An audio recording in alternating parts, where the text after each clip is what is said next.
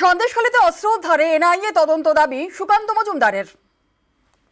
আর রাজ্যের অনেক জায়গায় অস্ত্র ভান্ডার করেছে তৃণমূল, শুধু সন্দেশখালীতে ধরা পড়ে গিয়েছে দাবি সুজন চক্রবর্তীর। পরিকল্পিত চিত্রনাট্য, পুলিশের আরো সতর্ক হওয়া উচিত দাবি কুণালের।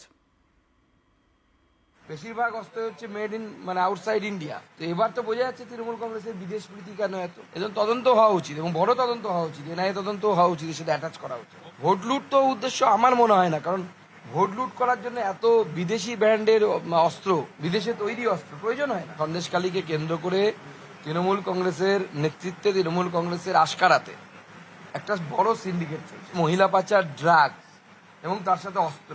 ভারতবর্ষের আন্তরিক সুরক্ষার জন্য সন্দেশখালী অন্যতম ইস্যু হয়ে উঠছে। সন্দেশখালীর তো ভয়াবহ ঘটনা।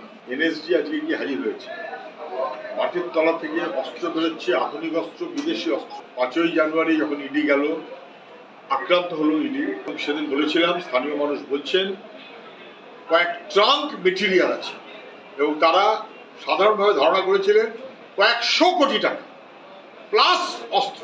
19 দিন পর ইডি গেল কি ধামাচাপা দেওয়ার জন্য?